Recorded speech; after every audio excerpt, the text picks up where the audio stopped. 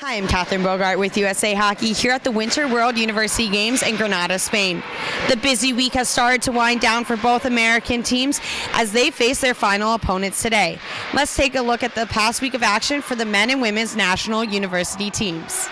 The men's team faced off against Sweden for their first qualifying game and won 4-1.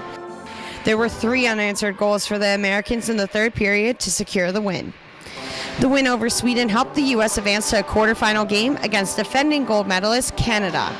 Canada scored their first 2 goals late in the first, a lead that would hold until the third period. Then on a 5-on-3 advantage, Canada scored again before scoring their 4th and final in the last minute of play. And obviously as a team we've continued to grow. We had a tough loss last night, but we're going to try to bounce back today. It's a great opportunity for these kids, especially the kids in the ACHA, to be able to come out to play on a world team, a national team, to be able to wear that sweater, and it's a once-in-a-lifetime opportunity for them. So for me, like I said, it's an honor to be able to coach that team, and it's an honor to be able to let these kids have that experience. I think we can bounce back. We're good enough. We can forget about it and just carry on to the next game.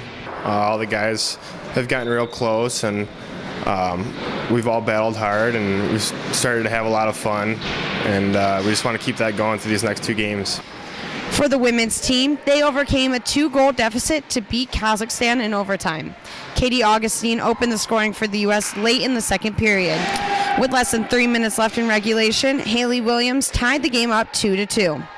In overtime, while on a power play, Emily Ford notched the game winner, and the women's team walked away with a 3-2 victory. The team has really come together over the past few weeks, and they're really excited for their game today against Spain, especially with all the momentum from an overtime win against Kazakhstan. They're definitely ready to go. It's definitely a proud moment for us and the team. I think the girls have done a phenomenal job of representing their country here in Spain, and we're just excited to finish it off with a win. It was a huge honor wearing the USA sweater for that win. It was real exciting for all the girls, and kind of ending the tournament off like that. It's something you dream about as a little girl growing up. Everyone has this common goal of wanting to play for your country, and now you finally get to achieve it.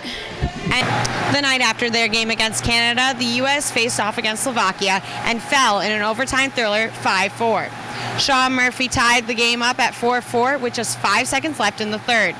The United States men's national university team will next face off against Korea at 5 p.m. local, 11 a.m. Eastern Time, while the women will play Spain at 1:30 p.m. local, 7:30 a.m. Eastern Time. For continued coverage of the Winter World University Games, go to usahockey.com and follow us on Facebook and Twitter.